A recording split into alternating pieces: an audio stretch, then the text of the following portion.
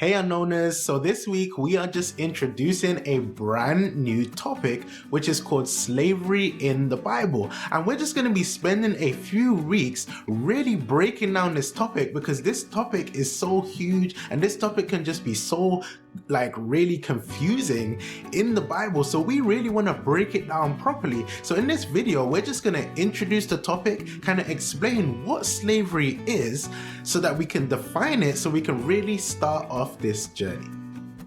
Also, I'm just going to be posing some questions that we could just think about as the weeks go on so that we can really learn the truth about what God thinks about this topic. So if you're not subscribed, just hit that subscribe button so that you can stay updated with all that is going on. So guys, let's get started. So really, to introduce this topic, we have to look at both sides. To really and truly delve into this topic properly, we have to look at the complete opposite of slavery as well, because we have on one side of the scale, we have a really bad kind of slavery, and on the other kind of scale, we have a thing which is called anarchy. Now, anarchy is when we're just allowed to do whatever we want. We have no governing authorities or no one to tell us what to do or how to do it. There's no law, no rules, and we just have to fulfill whatever is according to our desire. And we can actually see this in the Bible in Judges chapter 17, verse 6. It says, "In those days, there was no king in Israel. Everyone did what was right in his own eyes." So we're seeing here, guys, that everyone just took morality into their own hands and they did all kinds of things to whatever they thought was right or even whatever they knew was wrong. You know, they just did whatever kind of thing that they want, and that's basically what anarchy is. Anarchy is living life without any sort of control whatsoever. So in Judges, we're seeing a time where Israel had no king and the people were just left to their own devices. There was no authorities to tell them what to do, and there was no one to kind of tell them if what they were doing was right or wrong, or any laws or any kind of thing like that. So everyone just went about and did whatever they want, whether it was good or bad. You know, they still just went about and did whatever they felt like doing. Now, on the opposite side of the scale, we have an extreme slavery.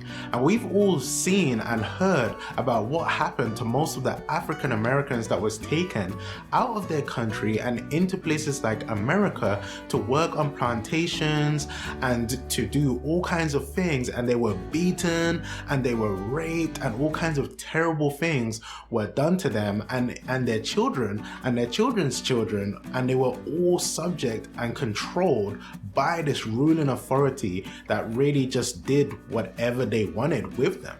It was completely disgraceful what people used to do. You know, they used to hang people. They used to be seen, like black people used to be seen as less than human. You know, we were sold like cattle. And women were raped actually, and their children are actually used and brought up into slavery so that the slave trade can really just continue. And that really is on the opposite side. You know, we have complete control right over here, which looks like the transatlantic slavery. And we also have anarchy, where there is no control and the people are just allowed to do whatever they want.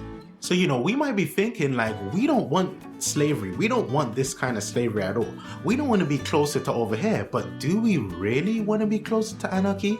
Let's look at Judges again and let's see what the people did with that freedom and with their choices.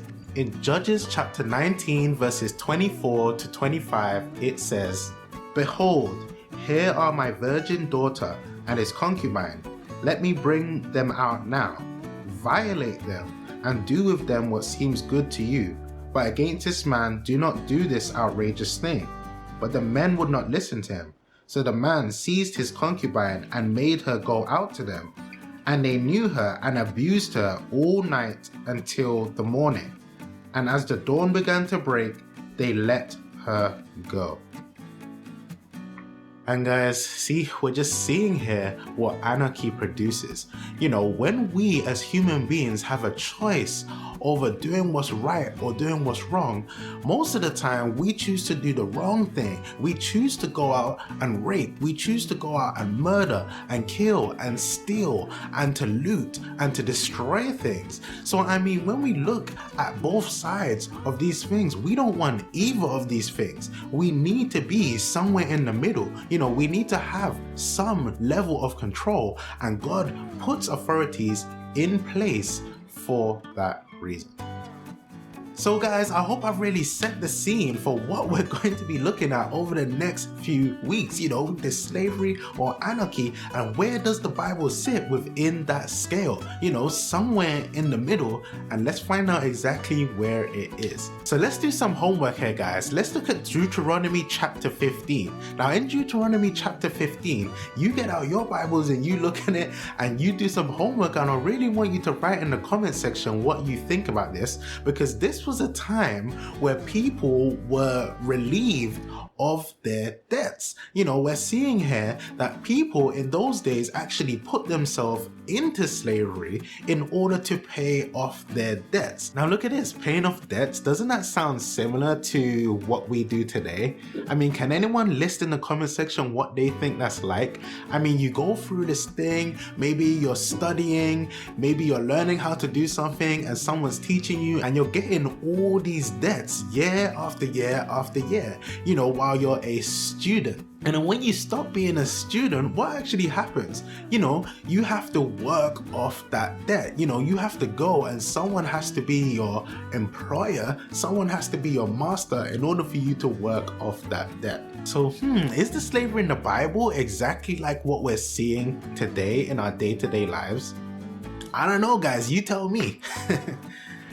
Does the Bible condone slavery? Does the Bible condone the transatlantic slavery that we've seen in our society? Is it okay to just follow our own morality on this topic? Or should we look towards God, and should we look towards the Bible as our highest authority? Is there a difference between a slavery that is by force or a slavery that is by choice? And can we actually ever escape from slavery?